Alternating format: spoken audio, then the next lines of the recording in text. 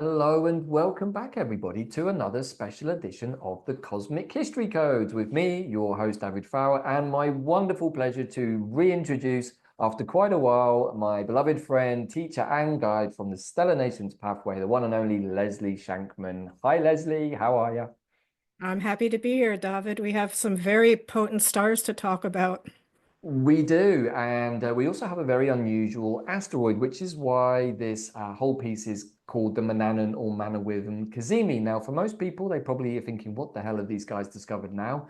Well, that's what this next Right. hour is going to be about, because this is actually something that has been in the ethers for a while, and lo and behold, as part of a research project we were doing for something else on QPW, we discovered an asteroid that is named after this very, very powerful avatar being that we in the Blessed Isles of Britain know as Manannán Maclear or Manawydan in his Welsh variation. But we're going to get all of it into all of that in a minute. But as always, I'm going to be bringing some of the historical, cultural, astrological side of this, and then we're going to be having a look at the, well, we say really interesting, but also wonderfully appropriate stars from the Stellar Nations pathway that are getting triggered by this particular astrological transit. So it has been a while, Leslie. We've many people have been asking what happened to the cosmic history codes. Well, life, a trip to the hospital, and a whole bunch of other things Yeah, happened. right.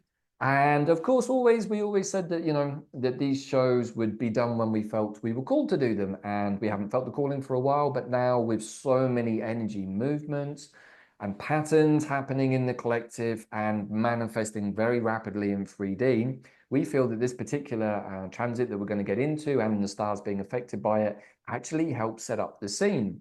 And this is also very much following on from a couple of other powerful cazimis that we've had recently that maybe some people missed, including the Yeshua Pluto cazimi of just a couple of weeks ago, and then the Ceres cazimi that also was just a few days ago that really heralded the beginning of this wave spell rim with the Mayan calendar, which is of the white magnetic wind.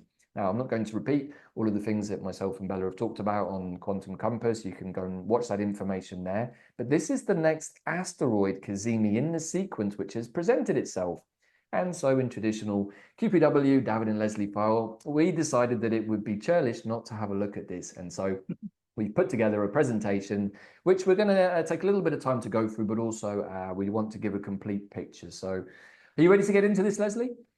Yes, and I do want to say for our audience, just to orient them to our perspective on the stars, and particularly Yes. within the Stellar Nations cosmology, we're talking about stars being sentient worlds, literally worlds, where aspects of our soul live and are concurrently learning things.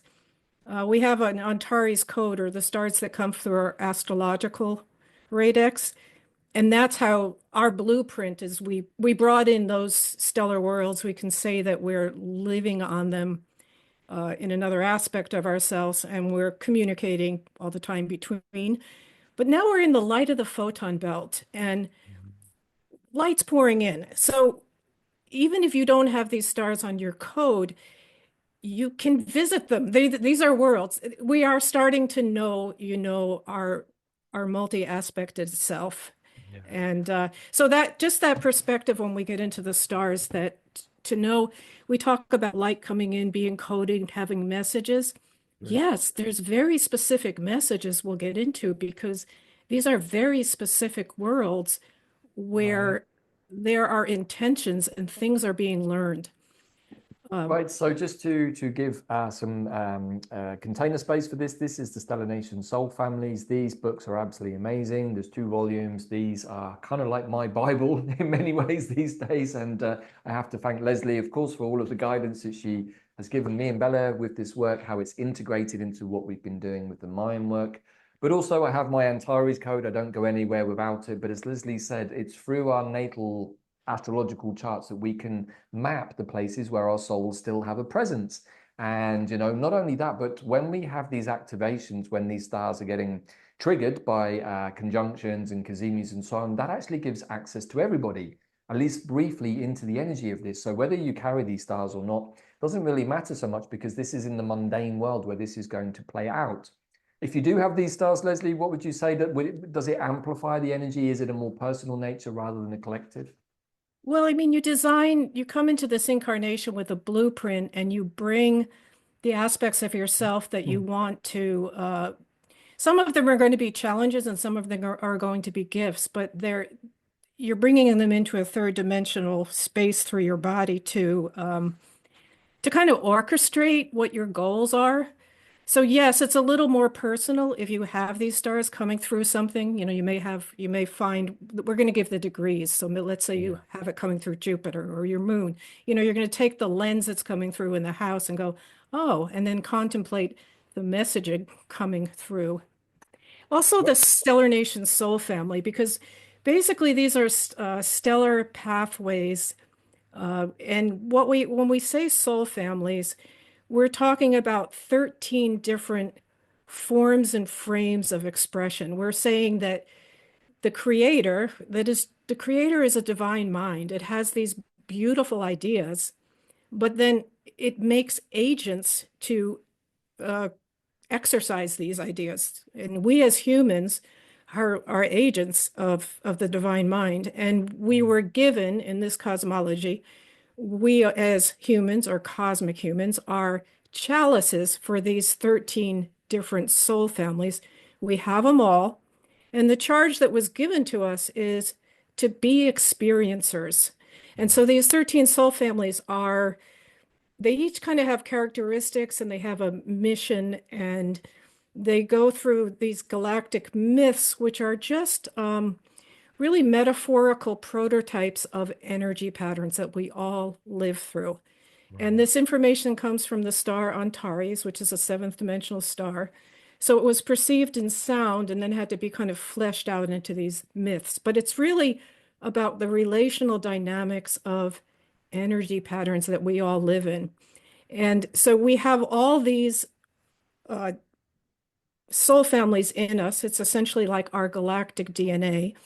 But Yes. just like anybody of us in a human, like, you know, I'm more Welsh and somebody else is more Germanic or has a certain kind of body type, skin color, physical DNA. You come in with that because it's your lineage. The soul family idea is that it's really presupposing that, I mean, the whole supposition is that we're this ongoing consciousness. And actually, that's the truer reality of us. We're just a distillate at this point, having an experience to hone our ongoing consciousness, to Right. hone our soul. And honestly, we're probably having 4 or 5 experiences. Or more. It definitely feels like that some days. But yeah, just to echo what Leslie has said there, for me, working with plant medicine, working with dandelion, especially knowing that we can actually go inwards in meditation, we can meditate on the planets, which houses they're in. And this is how we're teaching through our flying school and QPW to get to know ourselves. It's like, it's no good going to ask somebody else, hey, do you know me better than I know myself? It's like, that seems like a preposterous idea.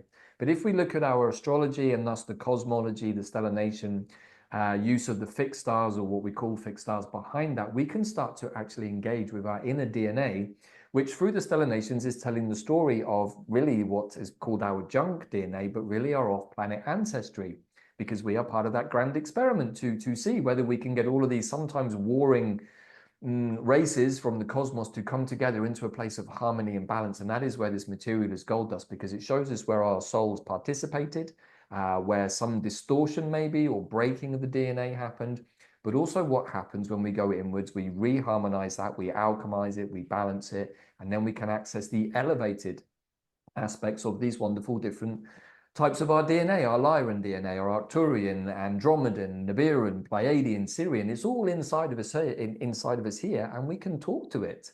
That's the beautiful Right, thing. And when we sit in exactly. meditation, we can talk to these aspects of ourselves that have been living their own experiences and still are. My dragon self is still my dragon self. My primordial self is still being that being. But somehow I'm able to communicate with it in the same way with my serpent being or my dolphin self. They're also beings in and of their own right, but somehow through the hybridization process of DNA being brought into us, the humans, we now have the opportunity to harmonize all of these different beings into one place and thus create, in this moment at least, the cosmic humans of both the past and the future, who are really kind of, we can say, cosmic Jedis, multidimensional beings with full hollow mind perceiver access. So that is the beauty of all of this. I think it's also the adventure. And you have anything to add, Leslie, before we get into the presentation? I love this work, this material. It's Yeah, complete. Me too. Well, just to say, we're probably sounding abstract. It'll become more clear, I think, when we do the stars, but um, hopefully we're not sounding too abstract. I do I want to think our say, audience know us, Leslie. in this creation cycle, we talked about us being experiencers, and really the charge for us, it's a polarity aspect creation cycle. The charge to us was to go into the deepest of the shadows to understand the height of the light that we really are. Yes, And exactly. it's these myths and these pathways are pathways of falling and redemption.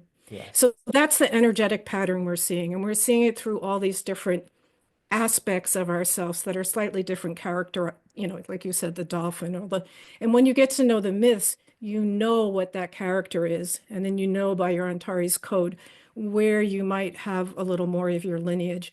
And you're going to get kind of pushed and sparked off by seeing some of these energy patterns. But the interesting thing is when you see them in this mythic sense, it's not quite as personal. It really helps diffuse our own karmic, Yeah. uh, whatever, knots. Right.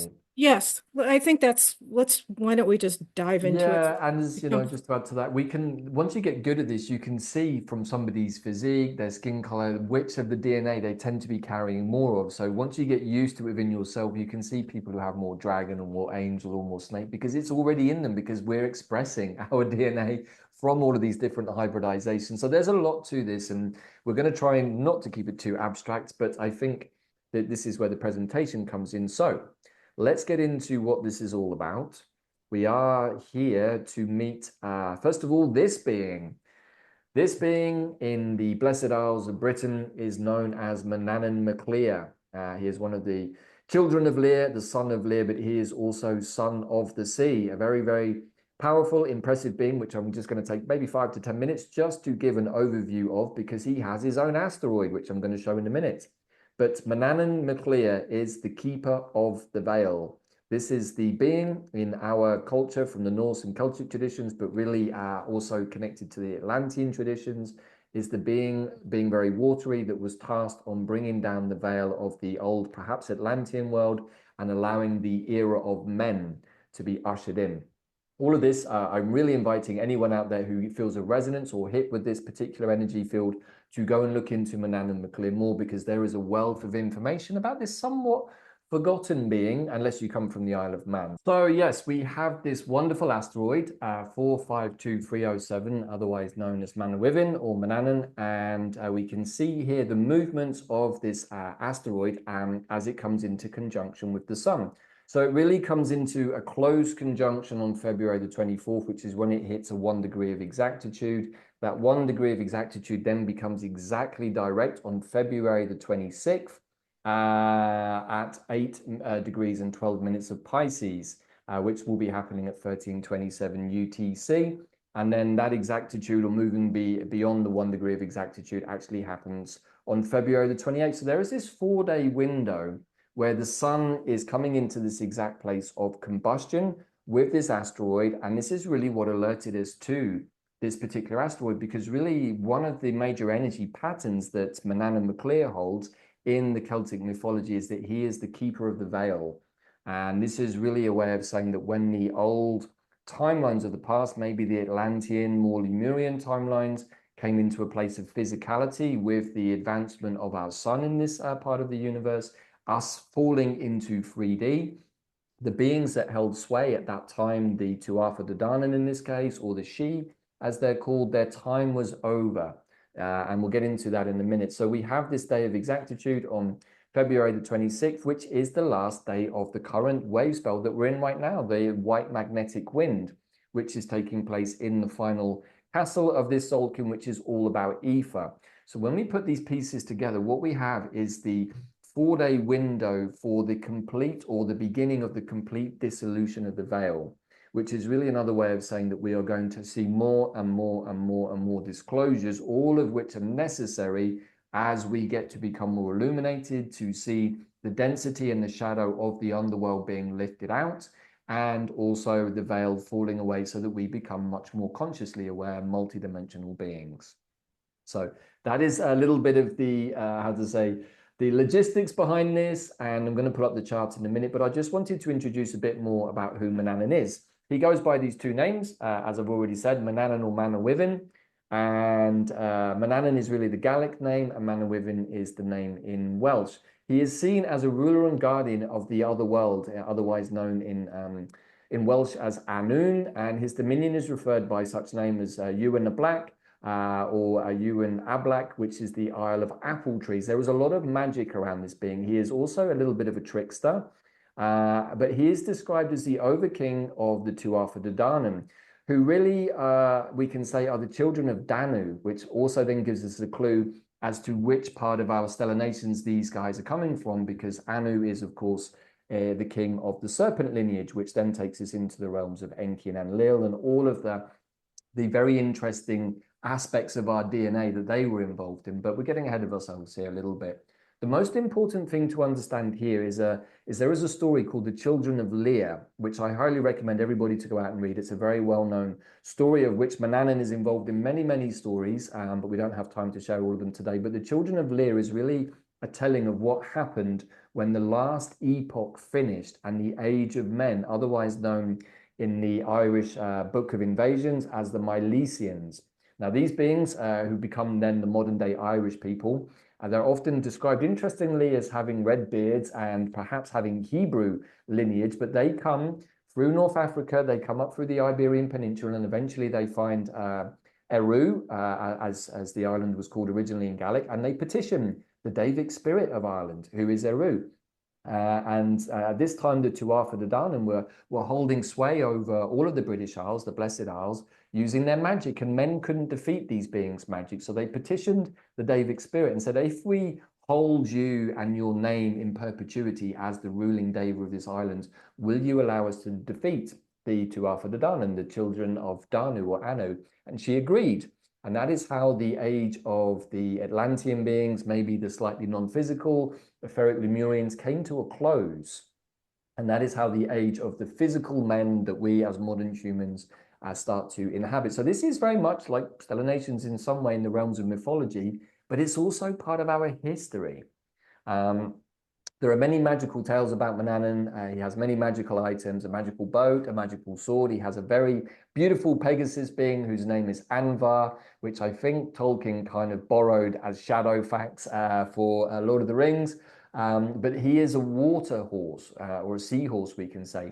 So this being is really carrying the energy of both a water elemental being in terms of Manawydan, but his horse is also a Pegasus. But he is also a child of Anu. So we're starting to build the picture of the energy pattern of this being. You want to say anything, Leslie, at this point? No, no. I think it's interesting. I think his persona is going to be supported by the stars. We can talk about that after we look at the stars. Right. So, I mean, there is so much to say about this being, but I'm very conscious of time. I'm just trying to give the overview to come to the important point about why this combustion is important. So, Manawydan plays many important roles across the extent of Irish mythology, but it always seems his true power is knowing the ways of both ours and the other world, which is really important because he is a very liminal being. And so he has his one foot in, perhaps we can say, the more watery depths of Pisces and Neptunian kingdoms, which he's very connected to, but he also has his foot still very much in the modern world with us, because this being is a being who is still very much holding sway over the Isle of Man, which is a part of Britain, which I'll come to in a minute. And having been to that island and having worked with this being for a very, very long time, everybody on the Isle of Man knows exactly who Manawydan is. And it doesn't matter where you go on the island, he is watching you. This is his home. The Isle of Man is really Tir na Og, the place of eternal youth and the land of the fairies and elves. And there is a special type of mist, which they call Manawydan's cloak or Manawydan's mist, and it comes in and it creates a fog around the island. And so the island literally disappears into this mist, and nobody can get on the island or off the island. This is not conspiracy theories. You can speak to anybody from the Isle of Man. It's a well-known phenomenon that causes havoc with their daily flights to the mainland, or indeed even the boats trying to land. So this is where we can start to understand how the realms of mythology and modern day experience actually start to merge. And honestly, Leslie, I don't think I've ever been anywhere in the world where I felt the presence of a deity, protector, guardian being as palpably as I did on the Isle of Man. It very much is a place out of time and space. I really feel that it is Tír na Nog, which many of you watching this will probably understand from Celtic and Norse traditions. Um, I it's do have a also, quick question. yeah, go I'm on. just I should know I'm actually asking in all innocence. Is he simply mythological or is it a real historical figure who had been, sort of aggrandized because he was just so special and had these qualities? Or you don't That's an excellent question because a little bit like King Arthur, it's a little bit of both. There is the grave of Manannán mac Lir in Peel Castle on the west coast of the Isle of Man. I've been there, very, very big Viking castle. Bearing in mind, of course, the Isle of Man was part of the Lord of the Isles lineage that was very much a Viking stronghold. And that is why it's interesting, particularly with the Gaelic language coming from Scotland and the Isle of Man. You'll hear a lot of words that sound quite Norse because there was a fusion of the Norse traditions with the more Celtic traditions that started up in the Orkney Islands and then came down through the Western Isles, all the way down to the Isle of Man, where there was a long fort, as they called them, or a Viking stronghold. So that's the other aspect of the Isle of Man that's really palpable when you go there. You can feel the energy of the Vikings almost as if they're still with you.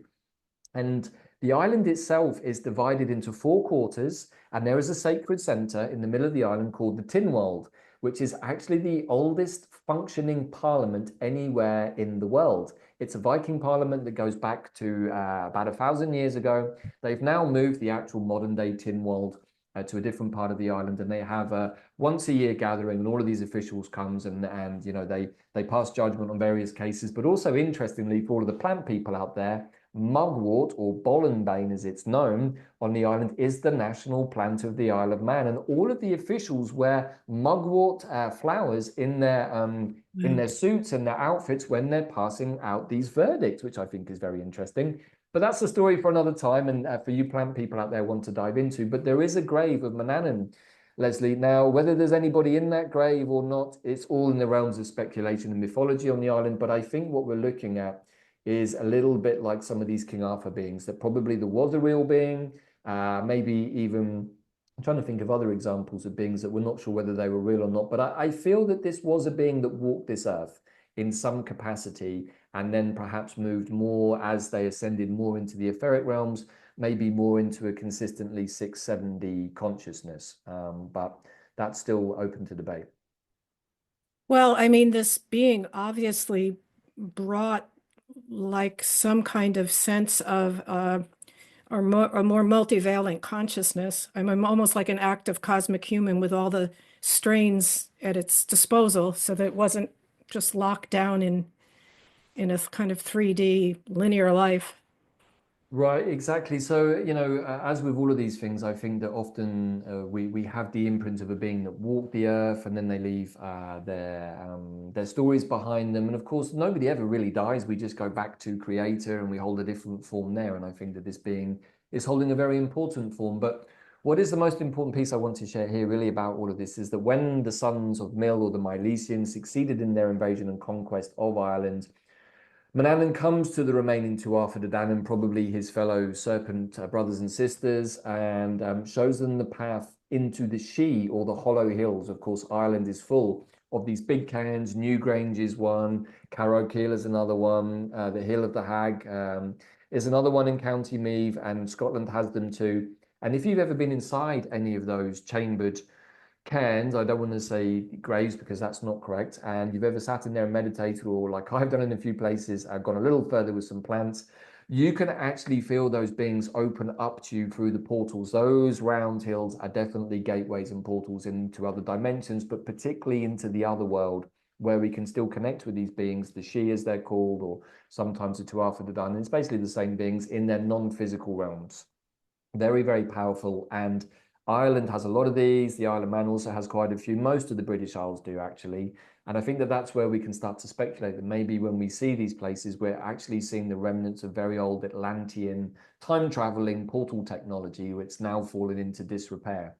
But the most important thing is that then this happens and Manannán pulls down the veil on that world and hides it. We can almost say behind a watery shield, in some ways, a bit like his mist. And so we can't see through that mist to see what is on the other side unless we work maybe in certain types of meditations, or we work with certain plants, or we know how to navigate our way in and out of the other world, maybe through Samhain when the veils are very, very thin.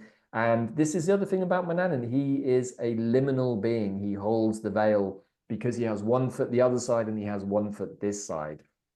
So here is the Isle of Man. This is boots on ground. We can see that the Isle of Man is right here between Northern Ireland and the United Kingdom. It's a small island that is this one here on the left-hand side. But one of the most interesting things about the Isle of Man is that, first of all, it's not part of the United Kingdom, interestingly. It has for many years been a tax haven, and it's considered to be an overseas territory, despite the fact that it's slap bang literally in the sacred centre of the whole of Britain. So anyway, I think that that's maybe scope for a Web of Weird conversation or something. But this flag is a triskel, which of course is a triple aspect, a trinity. And this very much is the embodiment of a lot of the work that we've been doing on QPW. It's also going to be part of the three trees. But of course, the triskel is a very, very ancient symbol. And these are the three legs of Manannán. You have any thoughts, Leslie, about any of this? No, it's all fascinating. You're keying off thoughts about the stars, but I'll just try to weave it in from that perspective. Right, so I just wanted to give some background information, maybe for people who are not from the British Isles and think, where the hell is the Isle of Man? That sounds like way off. Well, it's right there in the middle of the British Isles, but it has this unique history. It has its own language, and it's now almost extinct, like several of the other Celtic languages. But if you go to the western side of the island, you will see these wonderful old shops that look like they're straight out of another timeline, and all of the signs are still written in Irish or in Manx Gaelic. You know, it's literally like stepping back into another timeline to go to this island. So anyone who ever goes to Britain, I definitely recommend trying to find some time to go to the Isle of Man. It's really a very special, unique place, even within Britain, at least in my opinion. So here we go. This is the real details. So we can see here, this is the chart for the Manannán or Manawydan cazimi in its Welsh spelling, and it happens at 26th of February. We can see over here at 8 degrees and 12 minutes of Pisces, which is really where I'm starting to cue Leslie up for the stars that are going to get activated with this. There are many other things I've included here, which maybe for the keenly-eyed folks watching this, you might be able to start to put a few other bits and pieces. I have included Atlantis over there too, which I think is operating in a trine with this, if I'm not mistaken. I'd have to double check that. But we also have a lot of activity at the end of Pisces. This is a period very much about the watery depths, about our emotions, about illusion, delusion, but also maybe about substances and about the misuse of medications and all kinds of shadowy things that we believe are good, but we don't have the full picture on. So we have this kind of rack and stack effect going on at the end of Pisces, with Neptune having already been conjuncted by Venus, recently conjuncted by the North Node, and Mercury is coming up fast. So, and of course, Saturn is also there. So this is a very watery moment for this very watery being to get combusted by the sun. And I called this combusting the veil. What happens when you combust the veil? Well, I think that's what we're about to find out when this happens. So the only other thing To I want bust the veil, you're going to get that big fog. No, right? well, I Water. think there could be a lot of evaporation, maybe. If it's water and sun, then that creates steam. So maybe it's time to have an outdoor sauna. I don't know. We'll see what's All going to right. Well, let's just happen. keep, let's see. So anyway, for those of you who want to take a screenshot of the chart, it's here. And you can see that we've also included quite a few other interesting asteroids that we've been looking at, least of all Yeshua, Sophia, Atlantis, and a few others. So the other thing I want to introduce before I pass over to Leslie is this aspect of the Pegasus Nation with the very beautifully named horse Anvar Manannán, who is Manannán's seahorse. And when Manannán rides his seahorse, he's riding the waves, and he describes it as if he's rolling over the hills and mountains. But because he's a sea being, he does it on the back of this really beautiful horse. And there's so much beautiful artwork out there around Manannán now. And the horse the name of the horse means unique supremacy, and also means froth or foam. So I think that's it from my side. Hopefully that was relatively clear to everybody watching who this being is. Please do go away and do some more research. The stories are amazing, and the more you get into the world of all of the Celtic mythology, the more it brings alive the world of the Tuatha De Danann, the She, and in some ways, as I hope we're going to see with these stars, maybe a little bit of our own cosmic DNA. So the only other thing to add to this, is of course Neptune. Sorry, Leslie, I forgot about this piece. So Neptune, as it is now moving towards the end of its time in Pisces, it will leave the Neptune, of course, very much at home in the energy of Pisces. And we can say, really, in many ways, that Neptune is akin to Enki, the fish-tailed being, who is one of the main progenitors of the modern human through his meddling with our DNA, which is a whole other story in and of itself. But I find it interesting, Leslie, because Neptune and Mannanan seem very, very similar, but they're actually quite different. They do carry different energies. And I would like to put forwards the idea that Neptune really, when Atlantis sank, of course, which was all very much connected to the Anu and the serpent beings as well, it became his role to become Lord of the water world, which is why Enki as Neptune makes a lot of sense, particularly with a lot of the iconography of Enki, particularly in Mesoamerica, appearing out of the water with a fishtail, which some people have said maybe is some sort of diving suit or something. We don't know. But I also think that it's very, very interesting that Mannanan is very much in the same space. He is a child of Anu, or the children of Danu. So I feel that Mannanan is in the same family as Neptune, not the same being, maybe is a son, a brother, somewhere in the great Anu family. But the most important thing is that as Neptune leaves Pisces and enters Aries for the first time in a very, very long time, this basically happens at the end of this Solkin, which is on the 25th of March, but this happens on March the 30th. And in my mind, I know that Neptune retros back into Pisces as well a couple of times, but really a bit like with Pluto entering Aquarius, I feel like this is the beginning of a new era for a lot of our cosmic ancestors who we are holding as DNA within us. And by bringing that into our awareness, we're also offering all of these beings the opportunity to elevate themselves. And in doing so, we get to elevate our corresponding DNA. So I hope that was clear. And it really is your go now. There we go. So, All right, thank you, David. We'll get into the stars and maybe be able to draw some correlations here. But these are just potent messages for us now, considering, let's say, that it's a time of us lifting the veil to broader understandings, right? But I think it's good for us to anchor ourselves.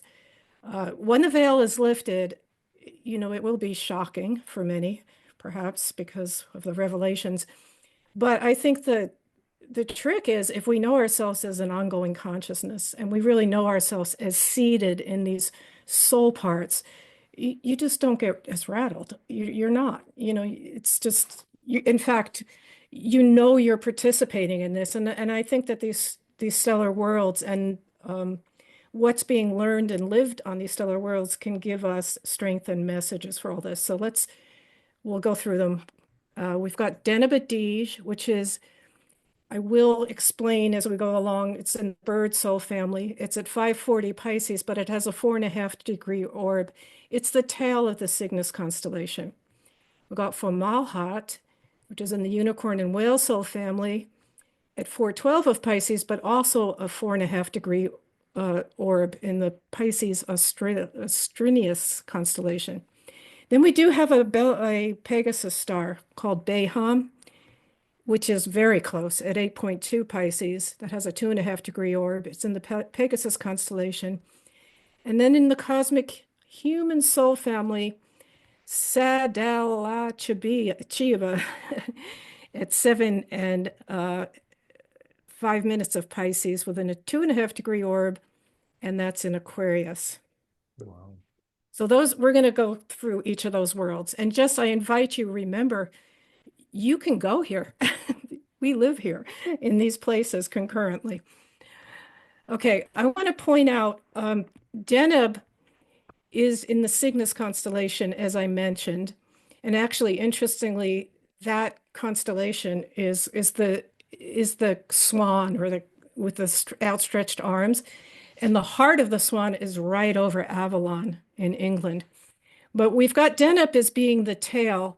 And there's something called the summer triangle, where there's a perceived correspondence between Deneb, Altair, which is in Aquia, the eagle constellation, and Vega. And that will come up as being germane later. But I wanted you to see that it's actually called the Northern Cross as well. And the Cygnus constellation we're going to focus more on the stars, but the Cygnus constellation in general has the well, kind of the mythology, the understanding that there's many mysteries about it, but that it's a place of rebirth and transformation. And that goes quite well with the Stellar Nations cosmology. I'll explain that. Because the bird stellar nations, or the bird family, one of our pieces of galactic DNA, was actually, I mean, it's literally birds in the sky, but it's more than that. Um, it it's the cosmic humans were born in the chamber of birth, which was coming out of the divine mind, a big golden place. And as we were designed, we were given these 13 forms and frames. We were asked to be the chalice. The birds were given to the cosmic humans as a gift because the birds are messengers to us. They can reflect our consciousness back to us. And that's important because the other part of the bird nation that's part of this gift is we were given the fairies and the elves, the elemental, those beings which can bring from the invisible into the visible to be co-creators with us. And that goes back to what you were saying, I think, more about the legends, when fairies and elves were known to be active with us, that they literally take care of the planet. So how do the bird constellations reflect back to us? I want to just go over that real quickly because that places Deneb in its right place, right, in the Cygnus constellation, in its proper context. So the idea is we've got the birds have a flight of path, a flight path that's in the infinity symbol, which is the ongoingness, meaning life is eternal, basically. And this flight path reflects the development of our consciousness. And it starts with the Aquia or the eagle. And the eagle stars, there's various stars here. There are different worlds that prepare us to get ready for the initiation into leadership and the initiation into the right use of power. And in the stellar nations, leadership and power have nothing to do with power over. The true feeling of power is, are you able to allow the divine frequency to come through you so that you can be an agent of the divine? And when you have the ability to let the divine frequency come through you, you're a leader in that frequency is of a high nature, and it's going to entrain up others around you who may not be realizing that the height of that frequency. So you become a leader and in the right use of power. And when you're finally ready, you're taken up for the initiation by the eagle to the star Vega. And Vega is actually all about the final initiation into the right use of power. Vega is also quite a nexus point for really a big fall in cosmic history, because we have the example of the winged lion part of us using this initiation properly and passing it, and the dragon part of us being way too beguiled by power. Probably understandable because dragons are so strong physically that they just couldn't understand that they were supposed to guard the winged lion who was running the divine frequency.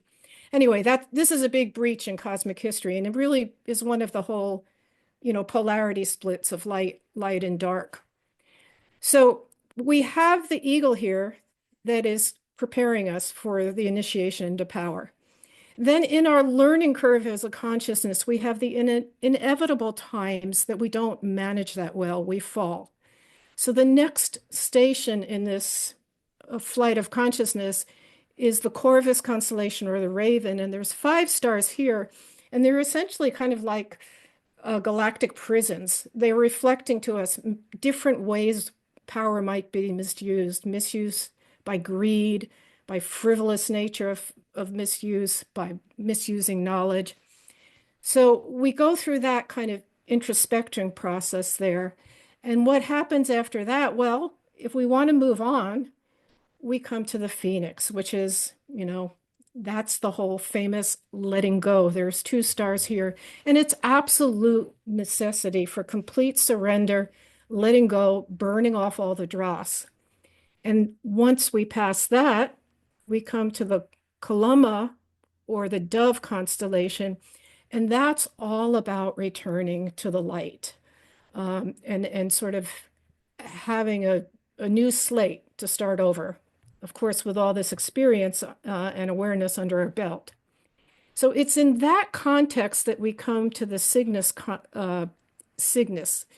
And the three stars, and there's many stars in the Cygnus, but the three that are highlighted as part of the stellar nations pathway are Alberio at the head, Sadra at the heart, and then we're going to look at Deneb at the tail. But each one of these stars is a home to fairies and elves, as well as other things. And in Mhm. fact, Sadra, the heart, is all about, it's right at the middle of the cross. It's got a deep Christ consciousness there.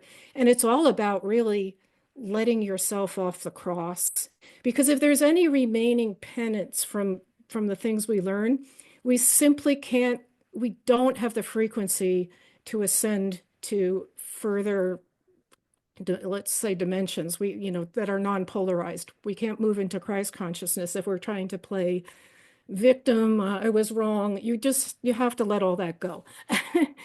So that's, I think, part of why the Cygnus constellation is really known as this portal of transformation and rebirth. Interestingly, also, it's got quite a lot of, there's something called the dark rift that largely covers parts of the Cygnus. It's a huge accumulation of fog. It's just like what would come around the Isle of Man. Mhm. Okay. Mhm. There's like we know there are stars under there, but you don't see them. And it's got it's kind of thought of as the portal of birth, perhaps birth and death, like that souls, it's a soul passage portal in and out to what? Who knows? But to greater understanding, or if you die into the loss of form and a bigger consciousness, I'm not sure. But there is a lot, it's beyond the scope of what we're going to say now. There's a lot on Deneb in particular. There's some books by Andrew Collins you can look into, because Deneb has a big relationship with Göbekli Tepe. There's a whole understanding that there's certain radiations actually coming out of the Cygnus, especially near Deneb, literally radiations that uh, scientifically they believe affect our DNA and may have something to do with the upgrading or evolution of our DNA. So we're going to Wow. look at Deneb with the understanding that it's in this whole sweep of development. Leslie, a couple of interesting things there before you get into Deneb. And by the way, I really feel that Deneb was the orientation point before the veil was brought down. And if we think about the Blessed Isles and Avalon, Britain in general, to me, whether it's Ireland, Cornwall, England, there's always been a proliferation of fairy beings and energies. Unfortunately, that has got somewhat synthesized out over the last 20 to 30 years, but particularly in places like the Isle of Man, that energy is still very, very strong. But also, of course, with the bird nation, you see three iterations of the ascending Scorpio: the phoenix, the eagle, and then the dove. Uh, So for all of you Scorps out there who are still thinking you have some way to go, hope is out there in the form of the bird nations. So just to put that into. right. And the bird nation is very much, we're going to see this, is very much reflective of us as being of Gaia, as being part of the earth. And that's our responsibility. Right. Deneb is also called Deneb-Adige. It is the stellar cradle of the fairies and elves. You'll find in every stellar nation there's a star or two that is the absolute cradle, like holds the essence of what that nation is. And there's three tribes. We're going to look at them: fire elves, divine forester elves, and then fairies. I want to start out by saying this is part of the idea of that that the bird nations was a gift to the cosmic humans. The first primordial couple can essentially be thought of as the god and the goddess, the two faces of the divine mind, making some sort of representation vessel of itself. And the primordial couple is a masculine and feminine, absolutely equal, each having their place, coming from the chamber of birth of the divine mind. And the planets were given as gifts to the couple. And what happened in the stellar nations, the masculines referred to as Ahan, he dreamt the frames for the planet, the landscapes, the great mountains, the rocks, the bays, the seas. The woman, Iota, she filled all this with the beauty through the gardens, sweet smells, colors. But it's only because they could work with the fairies and elves to help them actually conjure up. I mean, take from the invisible the material that would make this manifest and visible.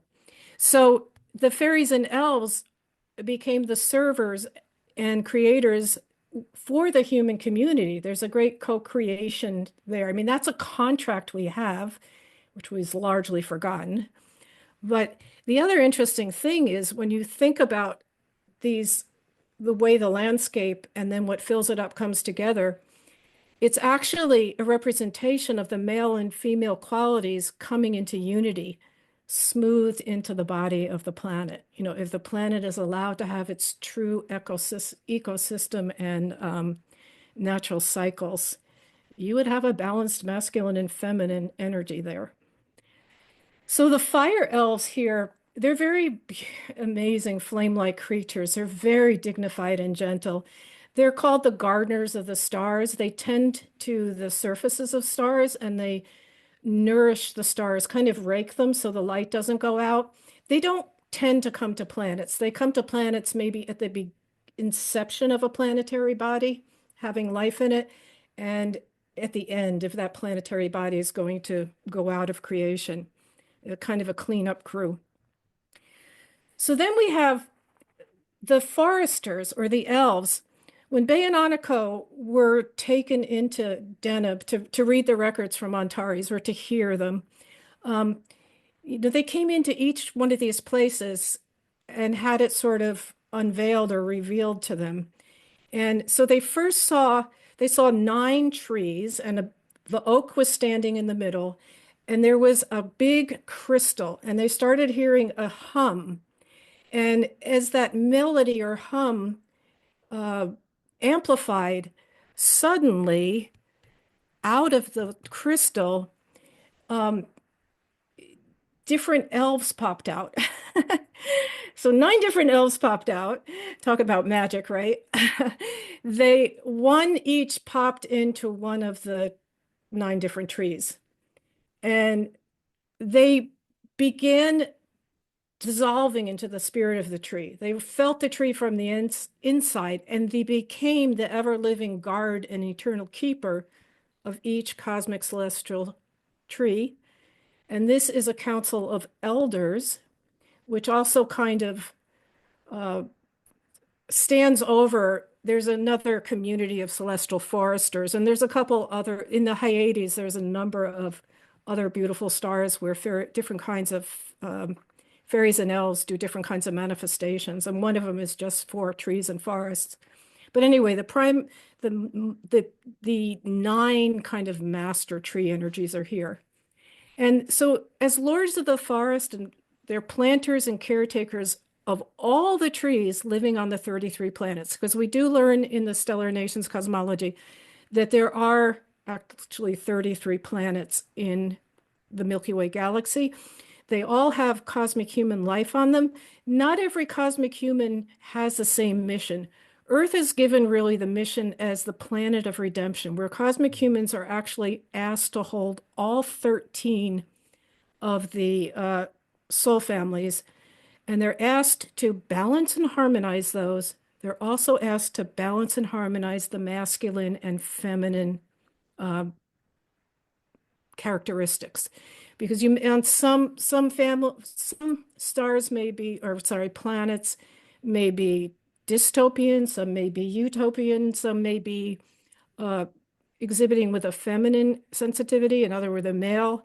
So there's all these different experiments going on kind of on the other ones. And in fact, the birds literally in an etheric form travel from planet to planet, and they bring back messages of those experiments to imprint in our collective unconsciousness, um, so that, as part of the information for our experiment, which we have the grand banana, if you will, to solve it all or bring it all together, which is why it's the planet of redemption. All things get cleared here.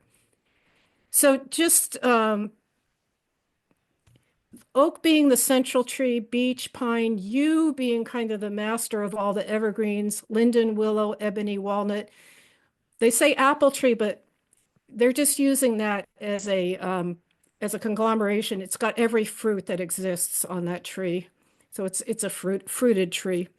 But also, Leslie, you and the black is the island of the apple trees. And so even in the Celtic mythology, the apple tree is incredibly important and it's also deeply connected to the yew. So there are quite a few cross-threads already developing here. Yeah, yeah. Okay, so one thing we can know about trees, you probably possibly know this, but they sacrifice for us humans.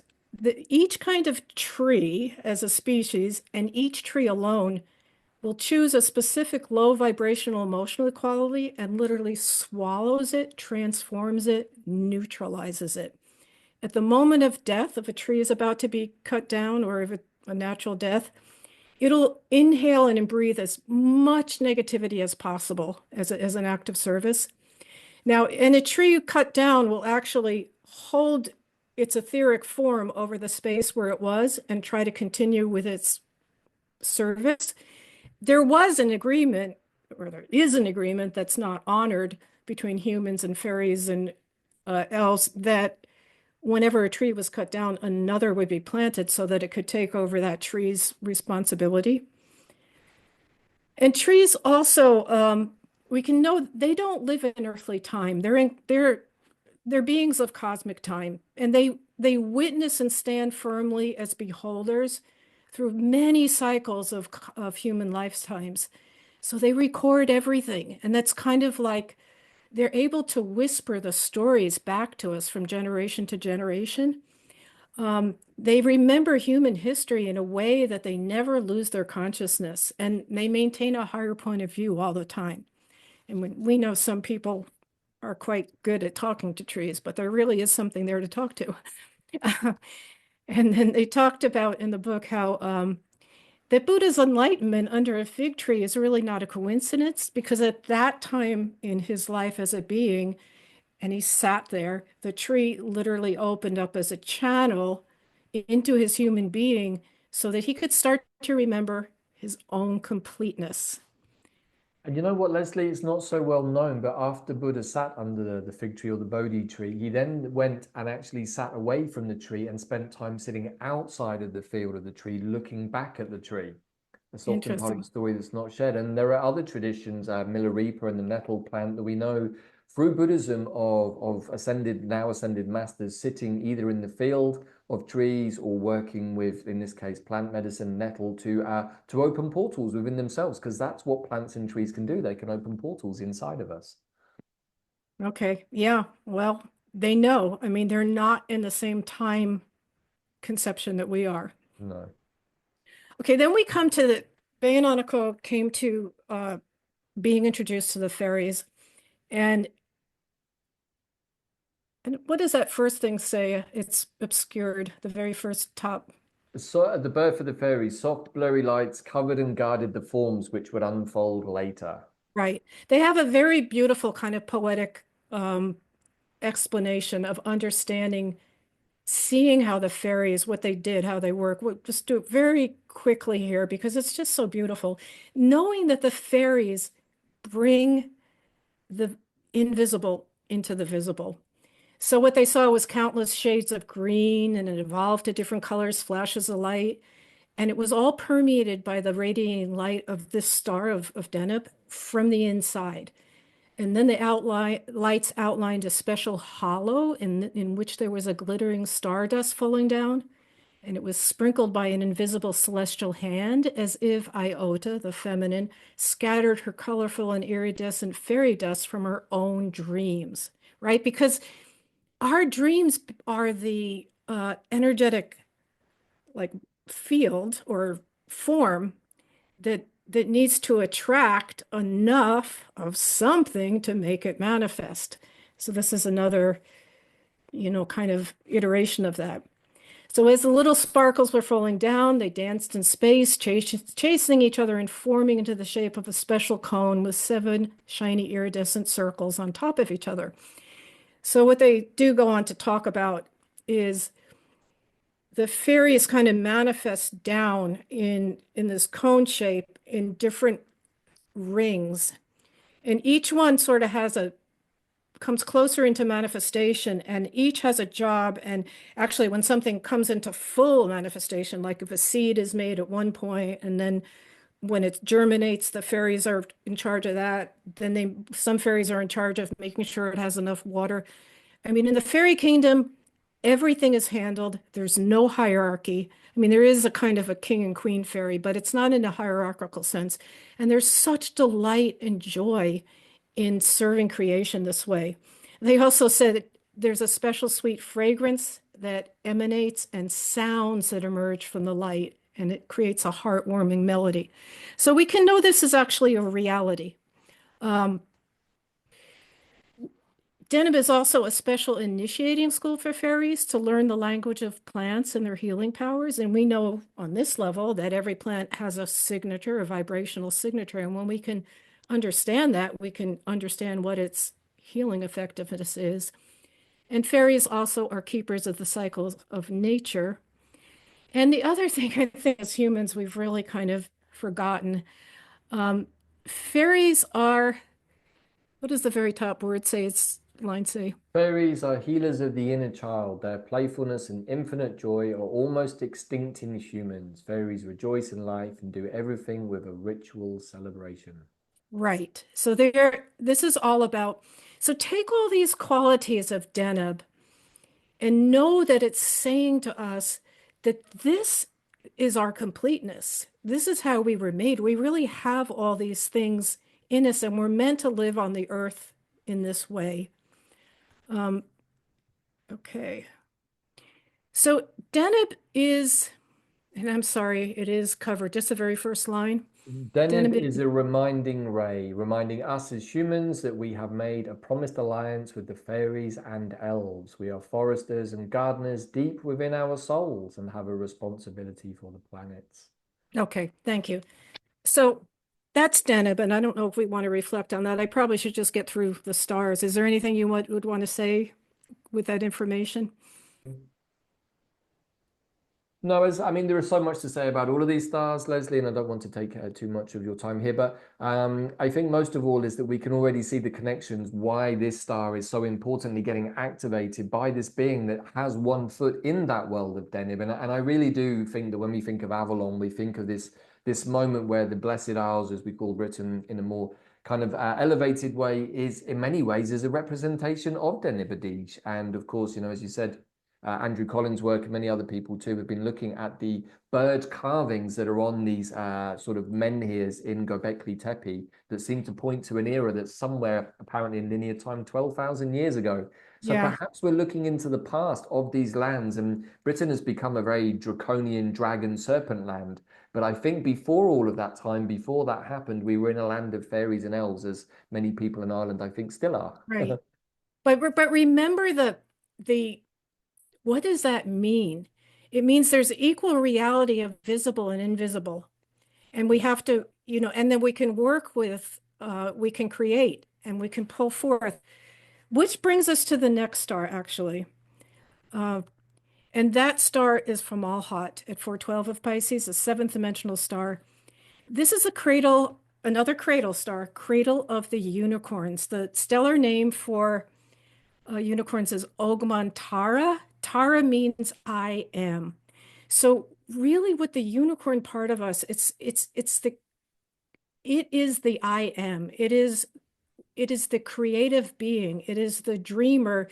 It's the essential essence of what we are made to be.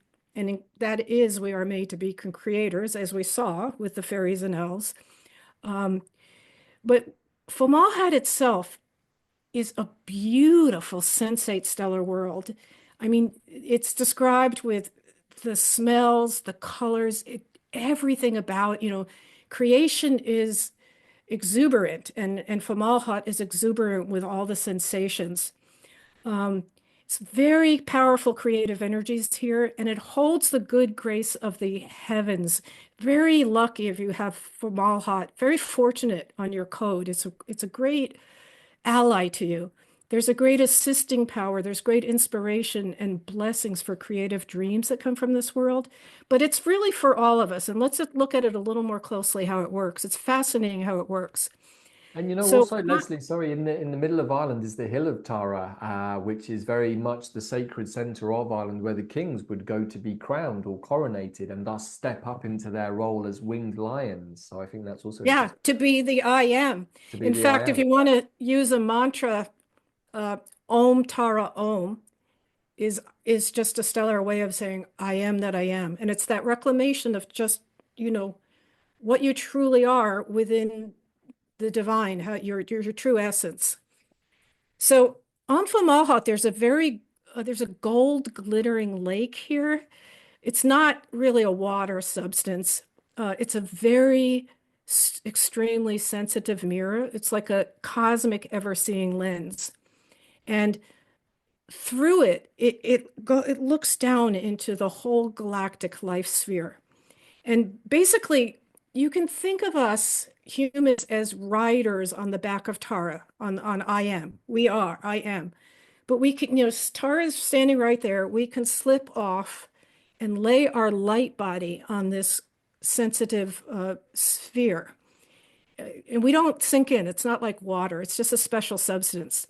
And then Tara is there with her wand, kind of her horn, and she starts using it as a sacral tool over this lake. Because what's happening, you could think of our light body really as the aspect of our higher self or our ongoing consciousness that's laying itself on this cosmic screen, seeing what's going on in the galaxy, perceiving, hearing the dreams of different sentient beings, and maybe even your own self as an incarnated self, and having the urge, because your unicorn part wants to help these dreams manifest. So all of a sudden, the sacral tool starts creating symbols and forms that can start to be the morphogenic holders of the background, the energy forms for things to manifest. This is really, really like the hub of where synchronicity comes out of. So I just explained all this, that this particular slide is actually, imagine now we're laying on our light body, looking through the into the galactic, dreams. Uh, so this is what it would look like, right? Okay. And we can feel the character of the process in a given world. We can become one in that form of us with the vibrations of these ongoing processes. We can even feel the possible pains and fears and shadow qualities of a process. And if celestial mercy allows us, we can affect the process for the better. Mhm. So that's pretty potent when you start thinking about how we try to work with our intentions or how we come together with groups now, how important this is. Fomalhaut really is a wonderful motion of creation, but also of healing, because this is a higher vantage point coming down to work with hearing the dreams and helping them work out, help them come into being. Very often, if they're pains, helping to relieve the pains or take us through the journey of how do we get through that? How do we grow through that? So here's the other trippy thing about this. Um, Now we're down here, we're in our bodies, right? Our light bodies up there on that level. Um, we can actually tune into Fomalhaut and into this golden ever-seeing lake eye in our meditations, and we can take it from the other side. We can feel what's going on. And this is really a place where we as humans can ask questions, and the big spiritual questions, especially, because we can start to, the response we get from here is correspondence, revelations, where we start to catalyze higher vibrational soul powers and spiritual healing and creative dreams, which we can bring down towards our own life or to some world or person around us. And if the celestial mercy allows, we can have effect on our own life or the world or soul being felt. Now, here's an interesting thing. Down from this level, we are, I want that so badly. And it doesn't work out. And we're like, what's wrong? My dream never works. Well, our higher light body self is going, okay, I hear you, but you know what? Your dream's not totally aligned with divine cosmic principles. We got to kind of put a few steps in here where you can kind of come to the revelation, maybe, after a few things happen, that you need to tweak it here and there. And once a dream is aligned with cosmic principles, it's there. Everything will manifest around that morphogenic form of the dream. So again, the miracle of Fomalhaut is the motion of creation and healing at once. And it's got this, when you talk about Mananam, I'm not going to say them right, being kind of a creature on two sides of the veil. I mean, we literally are. This star is showing us that. We're working at both sides. I also want to say Fomalhaut is in our stellar history, cosmic history, there are more ancient constellations that we don't necessarily perceive of now because we've put different things in the sky as we've evolved. There's a huge whale constellation over where Lemuria was. And Fomalhaut is at the tail of this whale. And think about it, when the tail goes down, that's what takes this huge body forward in a propelling motion. And in the whale part of ourself is the representation of the fall. We have been through a fall as an angel. We've had some time being frozen kind of in a rock regarding what's happened. We've decided to surrender, accept mercy. We've been reborn in the light body of the whale.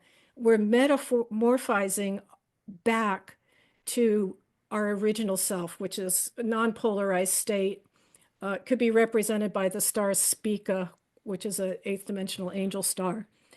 But it's like what this represents here, we're setting out, we've just received permission to return home, home being this other vibrational quality. And it's the place where we have our first experience of light after years of karmic prison.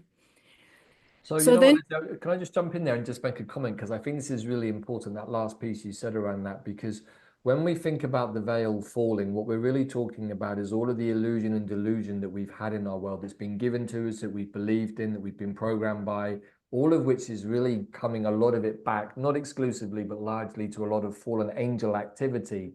And if we are to move forwards with that place of miracles and healing and the Fomal energy in that way, it's going to require us to be in the place of forgiveness and also to understand that we're all redeeming angels in some way. We all have some aspect of that.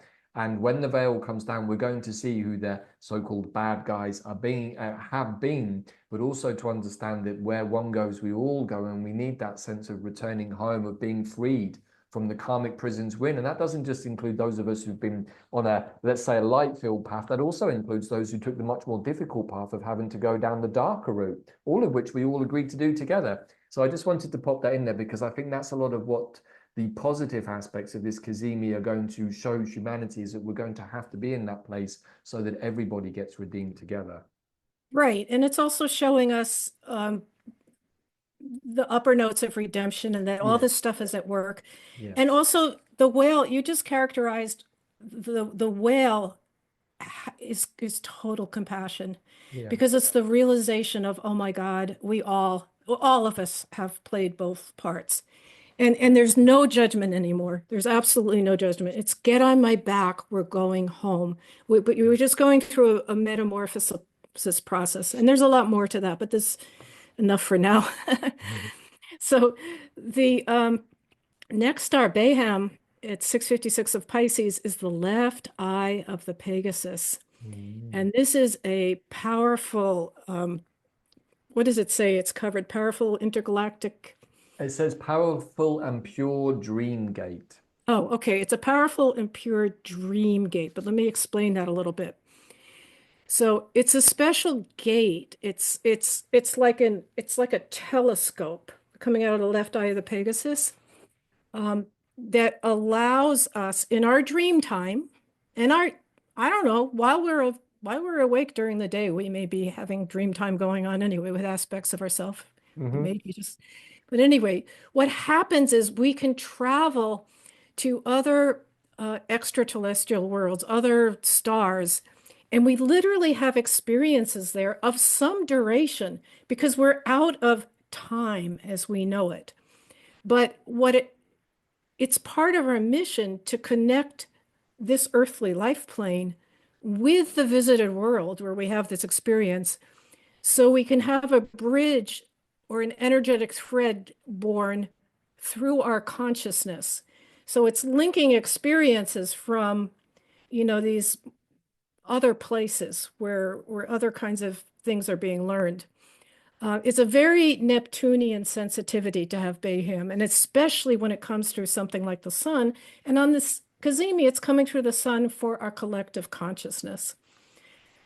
So I'll finish with the last star. We good with that? And then we can kind of pull it together. This star is subtly bala. I'm not sure how to say it. I got it down as Saddle Akbia. Okay. Um, this is, Maybe. yeah, it's good enough. Now, that's an Arabic word that means lucky star of the tents. And Bayananico said it's probably coming from the sort of innate sense in our consciousness that we are really an ongoing sort of consciousness. And we come down as humans to pitch our tents for a limited time in the planets to learn and have different experiences. So this is in the Aquarius constellation where the jar of water is being poured out. And the jar really represents here the cosmic humans as the universal receiving chalice, as we've said a few times, and from which Aquarius pours out this whole uh, kind of flow of experiences we've had through creation as consciousness, as a pathway of life into the galaxy. And we've practiced our free will. We've decided what stellar codes to experience. We've decided what kind of life to create. And we know coming from Aquarius, there's a motion of kind of revolutionary dreams, the feeling to create new things, to launch new experiences. And that's exactly the essence of what this star is about. It's a very special transformation point. It represents the threshold of a new start. It's like allowing us to say, new dreams of life can be poured out now. So that's it for the four stars, but I want to come back to the pathway again and remind us of Vega and bring one more thing in. Um, this is the summer triangle, as I said. You see, there's the relationship between Vega, Dema, and Altair. But I think what you've got here really, is we spoke about Vega being the place of initiation into the right use of power. And we can also look at everything that's happening in the veil coming off. It has to do with, uh, unveiling the wrong use of power in our world and in our governments. But Bay and Aniko were asked in the year of the birds, which was 2018, they were greeted from the center of the earth by Sophia, who said she brought up 13 new seeds of life. And she said she wanted them, their group, because they've worked with stellar consciousness and anchoring it for 25 years. They anchor it through mystery plays and through their bodies and working things out. They wanted them to plant these 13 seeds of life over the next coming years from 2018 to whenever they were going to be told. So the 12th seed of life was actually the star Vega, and they were given the command to anchor it on the winter solstice. And then a group in Slovakia that is very active anchored it on New Year's Eve.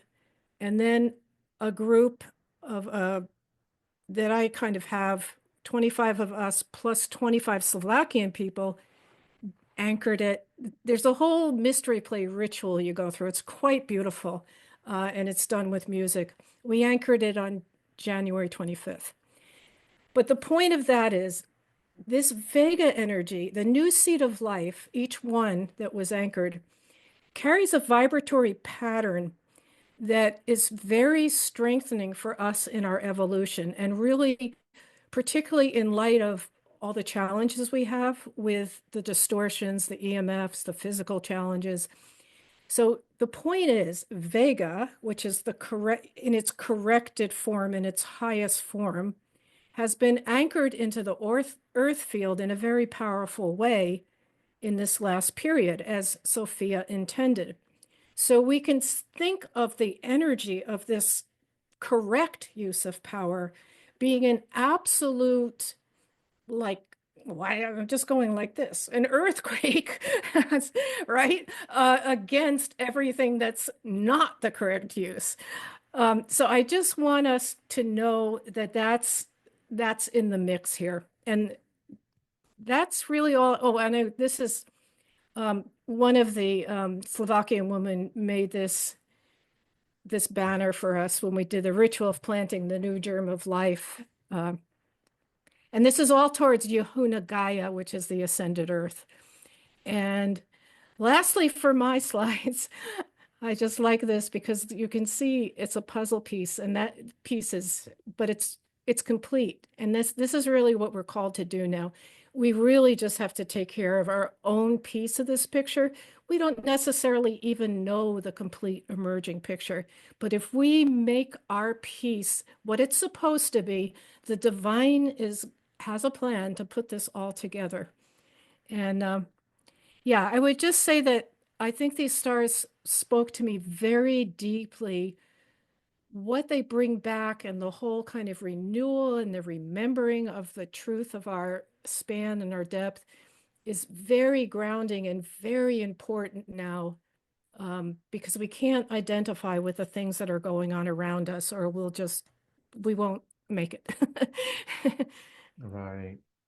Okay, let's maybe take this down. So I do have one other thing to show, but I want to do the connecting piece and the wrap up just to bring this all to a place. So thank you so much for sharing all of that. And hopefully our audience has been able to follow the stitching of the two pieces that were coming together here. So maybe as a quick resume, let's just review the asteroid Manannan or Manawydan, as we know him in both names, is really holding the veil. And the veil is also what happened at the end of the last epoch into this one, maybe from the Atlantean epoch into the more 3D Yang universe that we've been living in for a while, but also what it's doing is revealing the veil of maybe some of the misuses of power that happened in the Atlantean era that brought down that civilization. And perhaps that veil had to be drawn over because it was too traumatic for any of us to be able to see that in the time that has elapsed since. However, we're now coming back to this place where, it's a bit like the movie, you want the truth, you can't handle the truth. It's like, well, we don't really have any choice now. We have to handle the truth, because if we don't, and we still want to reside in our density and all of that stuff, then we're not really going to elevate ourselves or elevate, as Zach would say. And so we have this powerful being who is ready to pull back, almost like the curtain, the Wizard of Oz. It's like, okay, you want to see what's really been going on? You really want to be multidimensional? You really want to be cosmic, human, and new Earth? Okay, let's show you what happened last time we nearly got to this place and how it didn't quite happen. And we want to make sure that this time it does happen.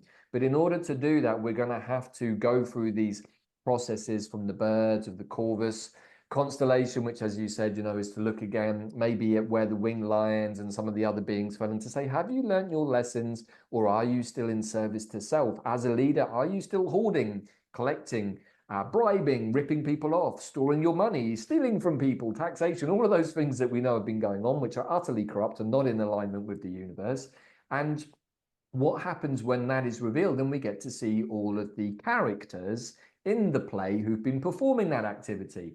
Well, this is the interesting connection piece that I'll come to in a minute, which links Deneb with what we're going to be organizing and what we're going to be talking about also in a week or so's time, which is working with the wisdom of the three trees.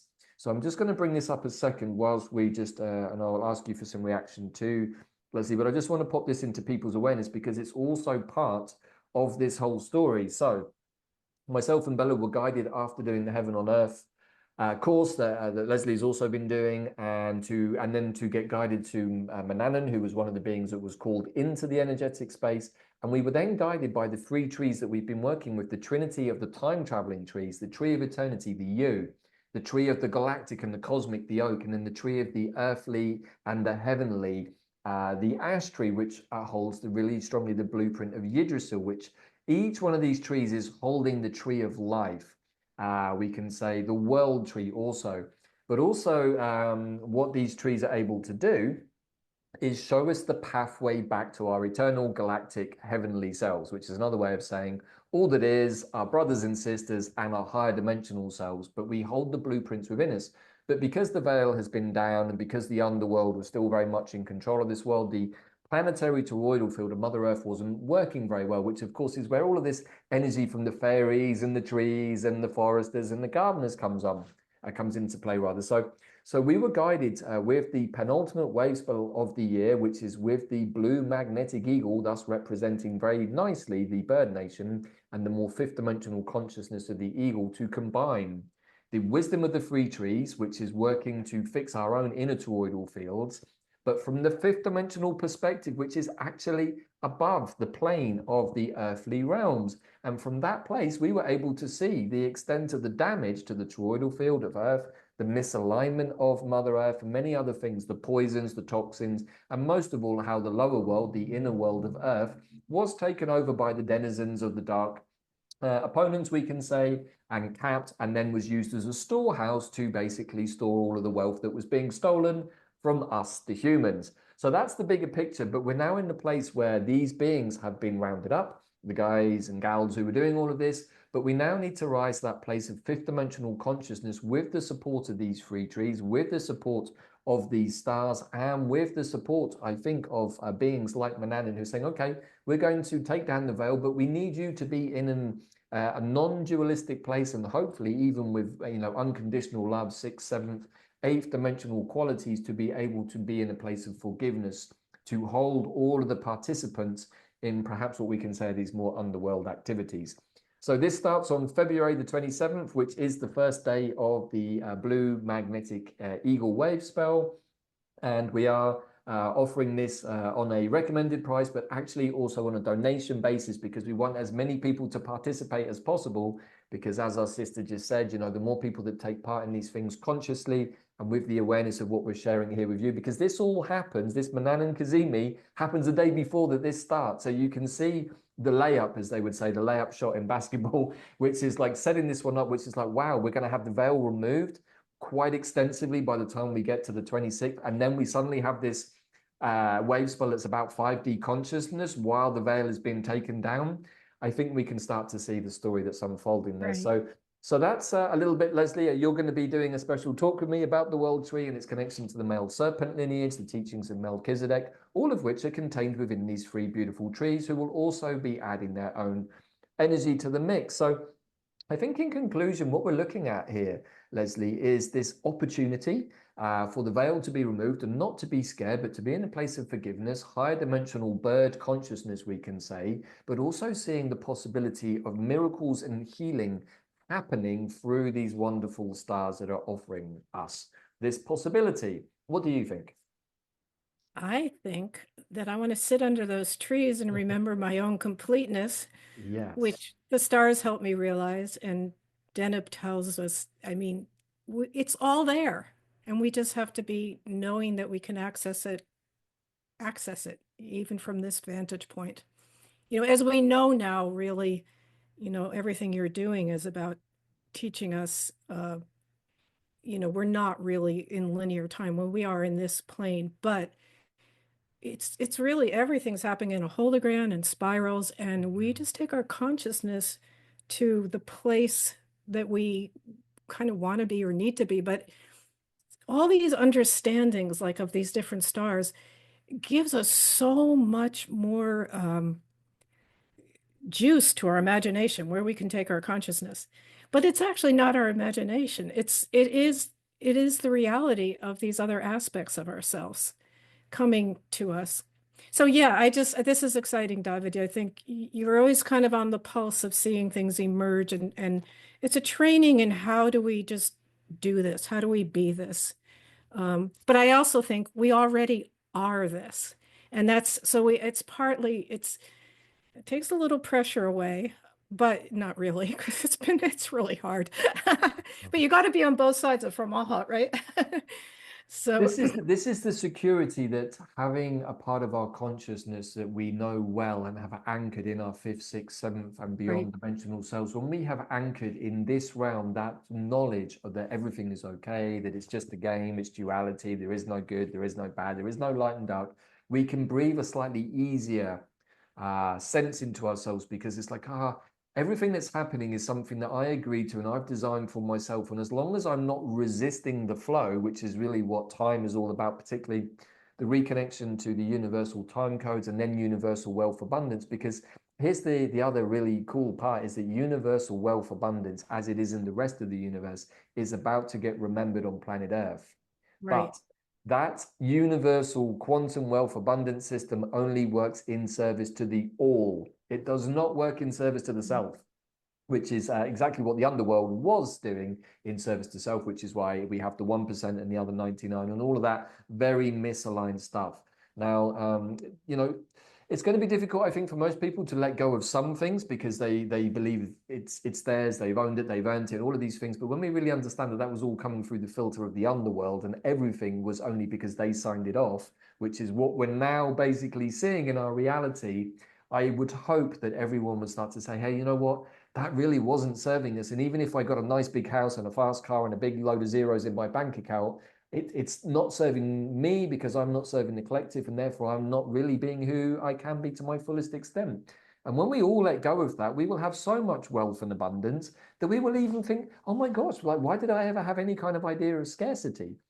But in order to get to that place, we have to go through a few more initiations and we have to see how those leaders who were in service to self, very clearly, as we are now quite clearly seeing on the Gogglebox, and is probably going to spread rapidly to those parts of the world, maybe the old draconian dragon kingdoms of the old world of Europe that are still a little bit in that space. They still have to take off the blinkers, as do the people, and say, okay, wow, this is what's been going on as the veil gets removed. We need to be able to look at everything and not reject it because this is part of us. It's a part, everyone around us, everything here in this realm is a part of us. And if we reject the bad guys, we're actually rejecting a part of ourselves, which again is where the wonderful teachings of Leslie have helped me so much over the last few years, because I realized that at various points I was rejecting some of my own DNA because I didn't like the look of it. I didn't like the way that it smelled, or I didn't like the way that it had been behaving, whatever it was. There were definitely bits of me that I had rejected. And at some point I had to say, hey, let's make friends and all come in here together and have a nice big round table of all of the various bits of my DNA,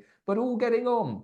And when that happened, well, a whole series of very other magical things happened, but that's possible for all of us. And I think that that's what this conjunction with these stars, Leslie, is offering us, the possibility to be the lucky Arabic star that is Sadalakbia, if I said that right, and to understand that we are now in the place of the creation of dreams and healing and all of those other things. And the only thing that actually is stopping that right now is nothing external. It's not bad guys or cartels or gangster mafia bosses. It's us. We are the ones stopping It's our it's own it's ascension. letting go of those habits and shadows and daring to dream. Now, on the collective, we have done this. 3 new stars were revealed in 2020. Mm-hmm. Um, and the pathway was completely shown in the stars where we could conceive of surrendering, getting to a fifth dimensional platform, and then being a living bridge back into third dimension. So we have that responsibility. It's been seen by the collective. If you feel that call, if you have that in you, it's really a time of responsibility to hold up, to hold it. So Right. yeah, I think there a lot was said here. So hopefully the Yeah. essence of it is, I hope, encouraging and just as hard as it can be day to day to keep, you know, keep our consciousness identified with the completeness of us. And I actually, agree. literally ask for Malhut, ask light, ask love. Don't even have to name it. Come in and and buoy me here. Right, and especially those of you out there watching this who've worked out that you maybe do have these stars in your natal birth chart, there is literally a piece of your soul that is residing there in those higher dimensional spaces. Those are the places our higher dimensional, seventh, eighth dimensional aspects reside, and we can communicate with them directly. And what we've been doing on the Flying School on QPW, Leslie, is to invite our students and our tribe members to meditate into their intentions on these cazimis, these conjunctions, these Black Moon Lilith points ahead of time, because time doesn't matter. We can project the intentions in, and whether we remember to do something on the day or not, it doesn't matter because the intention has already been set. So this is an invitation for everybody watching to participate and to think into or dream into these stars, this conjunction, with the understanding that it's going to be a little challenging. The Vega aspect, the earthquake, is going to rock a lot of the collective, but it's also a lot of the healing work that could have made this a lot worse has already been done. I would say, when I checked in with my guides, they said we estimate that we've done more than 90% of the work that needed to be done, so as that there wouldn't be a risk of re-traumatizing the population when this moment comes. And in order to do that, we had to, as a collective, remove the beings, the external threats, the off-planet, etc., that would have had that re-traumatizing effect, but they're not there now. So it's literally down to us. We, the cosmic humans, the beings who have the opportunity to participate, to witness, and even in some way conduct all of this. Well, there is one factor, but this is not for this show, is the Ooh. arthropods and the way that we use AI. That's another initiation for us. Another It show. is. It is All another right. show. And before we get to the end of next month, I just did a quick scan and we have two more cazimis coming up. There will be a Saturn cazimi in Pisces. And then on, I think that's probably going to be in about 10 days from now, I guess, or the first week of March. And then on March the 19th, we have a Neptune cazimi at the anaretic degree of Pisces, where of course there is a very powerful star called Shiat. And maybe I might be able to tempt Leslie into doing another one of these shows where we have a look at those down the road. But thank you so much, Leslie. I love doing these shows with you. It's been well overdue to do another one. And I'm looking forward to doing the piece for the free trees and inviting everybody to jump on board with us. Like we said, it is on a donation basis. So please pay with whatever your purses and hearts feel appropriate for you at this time. And come and join us on this magical journey into the wisdom and teaching of the free trees, but also with the understanding that we'll have just gone through this disintegration or combustion of the veil right before this. And you can come and help us hold space from that eagle's perch perspective and participate as a collective unified field of consciousness, which is a lot of what we've been doing on QPW recently. So Leslie, any final comment to wrap up before we say au revoir to everybody? No, I think we should let our audience go. Go forth and multiply. Be Go forth strong. and multiply. Nanu, nanu. Thank All you. righty, Thank you for the buddy. opportunity. And thank you for whoever's has been taking part in this. Thank you. Right. Thank you, everybody, for listening. Thank you, Leslie. In Lakesh, I am another you, and we'll see you all again very soon. Bye for Okay. now. Thank you.